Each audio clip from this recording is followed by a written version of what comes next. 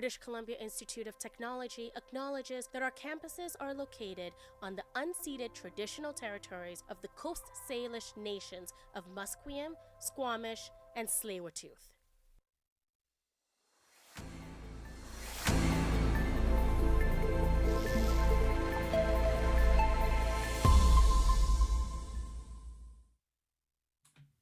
Hello and welcome to your morning cast to 11:30. My name is Grace Chen. It has been 1 week since HandyDART, the transit company that helps people unable to ride public transit without assistance, went on strike. There is a meeting happening tomorrow between HandyDART workers and TransDev. Reporter Alessio Cusano learns more about the support that this transit system has. Workers, riders, and allies of HandyDART all gathered at a rally in New Westminster today.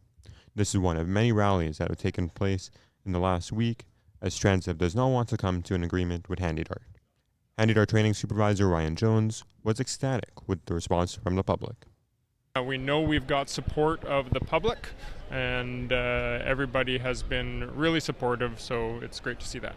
After previous talks couldn't reach an agreement, TransDev has agreed to another meeting on September 12th with the union that represents the HandyDART workers. Alessio Cusano, BCIT's The Crow.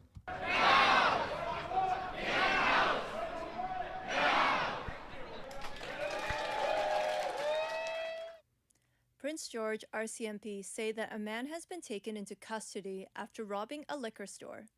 They received 2 reports about a man carrying a firearm who showed up on West Broad Road close to the Hart Highway. The second report suggests the man robbed a liquor store. An officer who was equipped with a conducted energy weapon stopped the suspect from running away. Mounties say he will stay in custody until his court appearance. The province is forecasting a record budget deficit and a $129 billion debt ahead of the provincial election campaign. Finance Minister Katrina Conroy says she understands the economic challenges facing BC, including 3 consecutive deficit budgets. She says the province will continue investing in services for people and needed infrastructure like schools, hospitals, and highways. Students struggling with mental health may not be very excited to return to the classroom. Reporter Lauren Achille elaborates on this report. According to Statistics Canada, optimism about school diminishes with age, specifically among those with declining mental health. A report was just released last night stating that 1 in 5 youth felt a strong decline in their mental health from 2019 to 2023. StatsCan says that the reason could be the school closures and social distancing measures during the COVID-19 pandemic. The government of BC did issue a strategy to incorporate social-emotional learning in the classroom, and students at all levels of their education are encouraged to reach out for support during their studies. Lauren Achille, BCIT's The Crow. Fires are blazing the Amazon rainforest and throughout areas of Brazil.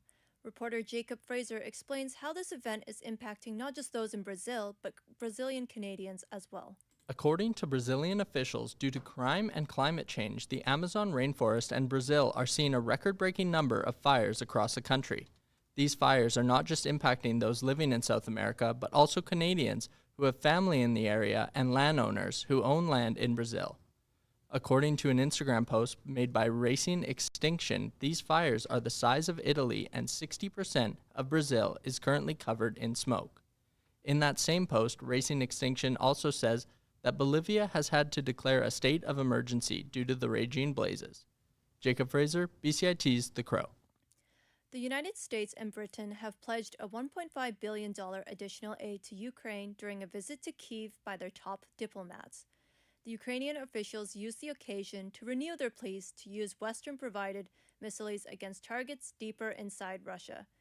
The U.S. Secretary of State Antony Blinken announced over $700 million in humanitarian aid. Meanwhile, British Foreign Secretary David Lammy says his country will provide $728 million in assistance and loan guarantees. The goal is to bolster the energy grid that Russia has repeatedly nodded to ahead of an expected harsh winter. That is all for your morning cast till 11:30. I'm Grace Chen from BCIT's The Crow. Stay tuned for more on BCIT's 1680 The Crow.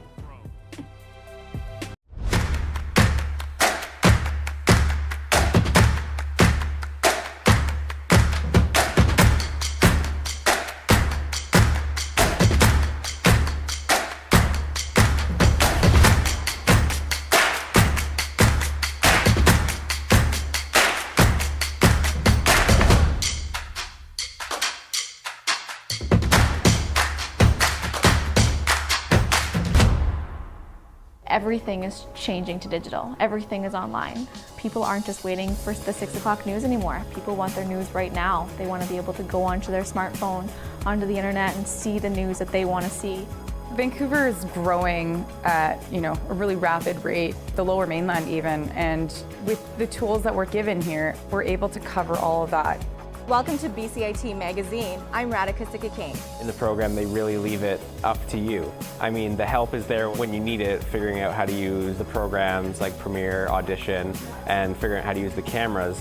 But it's up to you to sort of experiment and figure out what you can do when you go out in the field. They brought candles and flowers to remember the student who lost her life yesterday. Theresa May says the international community condemns Moscow. They really make sure that you know the basics and you are able to put out a quality product. I'm Brady Tretnero. And I'm Radhika Sikakane. Thank you for tuning in to BCIT Magazine.